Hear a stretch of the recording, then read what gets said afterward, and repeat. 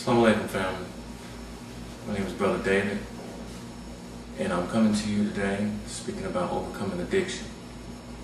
I myself am a victim of being addicted to crack cocaine for more than 25 years. Today, I'm here to try to help others overcome addiction, to be able to fight against that which has taken over our minds and bodies for such a long time, that has destroyed our lives, our homes, our families, our wives, our nation, our communities, and to be able to come up with a common solution to help others to be able to overcome it the same way that I'm fighting to overcome it on a daily basis. I myself have been a registered Muslim in the Nation of Islam going on 5 years. However, I was raised in the Nation of Islam through my mother. I've always been around the teachings of the Most Honorable Elijah Muhammad all of my life. At times, there were times in my life where I wanted to do what I wanted to do and not be able to study and do the things that I did, and that led me down the road that I chose to go. However, it was all destined to be and to come around to where I am today. I seek today to reach out to those that may be ashamed to say that they're addicted to crack cocaine, marijuana, drugs, alcohol, sex. Any addiction is harmful and not of God. However, those in the Nation of Islam do tend to feel like it's an embarrassment to mention that, such as me, I did for such a long time. But today I'm here to expose not only myself and to put myself under the spotlight, but also to draw out others that may need assistance, that may need a little bit of education, or even just someone to know that they've gone, been, or is doing the same thing. I am here to help the best way that I can with Allah's grace and mercy.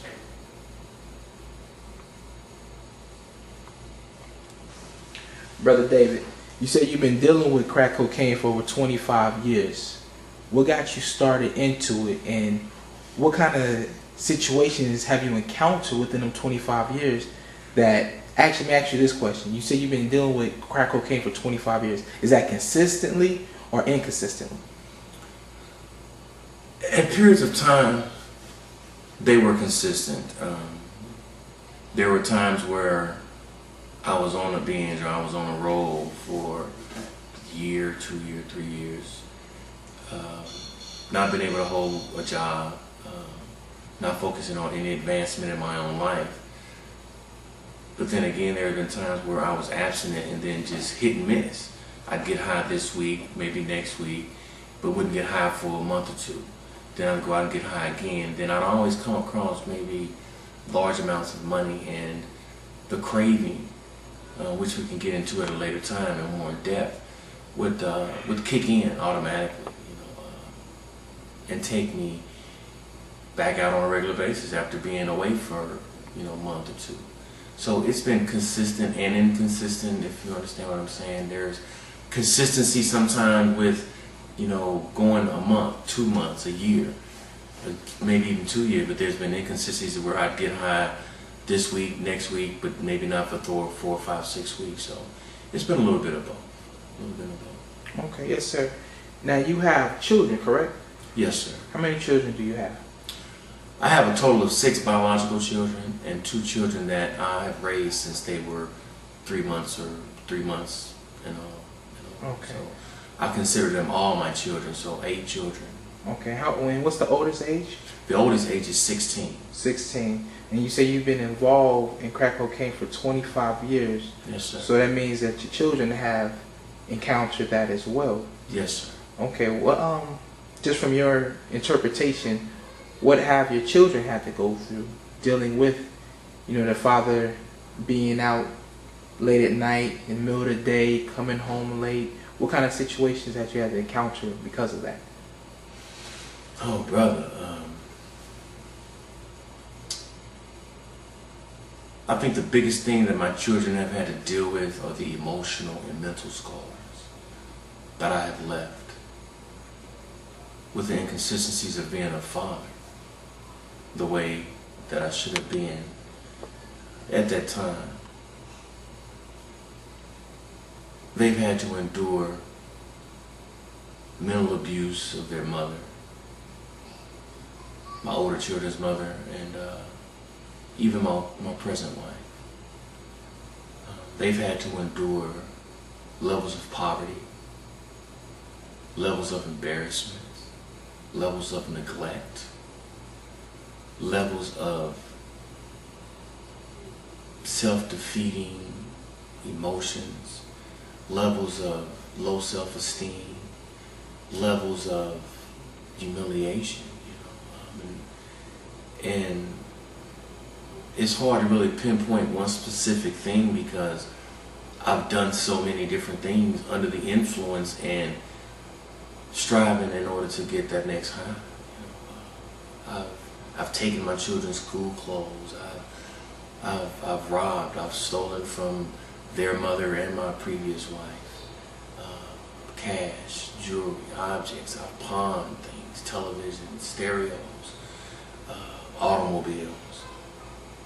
I've left them for days by themselves without transportation and with transportation, but yet the worry of wondering where their father was. Was he coming home? Will they ever see me again? I think one of the biggest things that I remember is my oldest daughter. It's been quite some time ago, asking their mother at the time,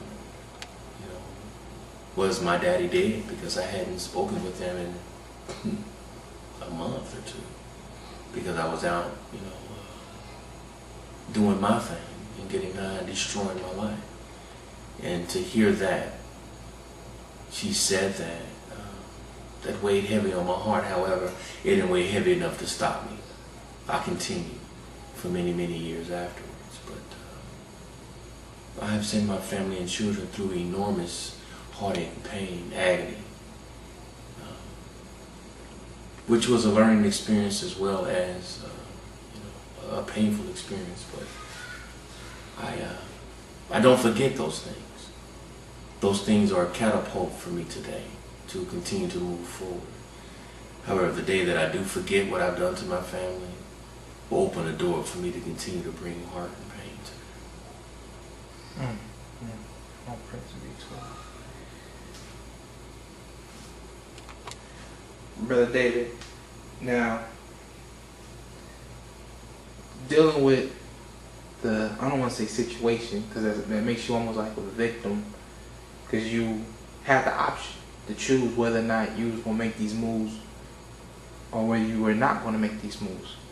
But the question I do want to pose to you right now, after just giving your little testimony about your family and the situation or the things they had to encounter because of the situation, what kind of emotions do it bring to you? Do you wake up in the middle of the night thinking on certain things? Have you just, whatever's on your heart, just let me know what do you go through now because of that?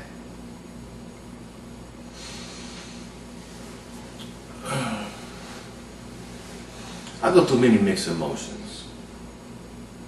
Some fear. But I think the biggest emotion that I go through is anger and disappointment. Anger with me, anger with myself and the things that I have done. As I look back on my life and as I look at some of the things that is still a contributing ripple effect, as you might say. As you throw a rock in the water, it creates a ring, which is called a ripple effect, from the biggest down to the littlest, And the evidence of that rock being thrown lasts more than just it sinking into the water. So the evidence of the things that I have done to my family are still sometimes surfacing, are still in effect mentally, emotionally, financially, even legally. There was legal issues that I accommodated and accumulated, in my addiction, in my active addiction, that is. And, they come back to haunt me, pretty much. So I deal with a lot of emotions, but I think the biggest emotion that I deal with is the disappointment and anger with self. Because I don't blame anybody for my addiction to crack cocaine. Not even the person who I first started with was my brother. I don't even blame him.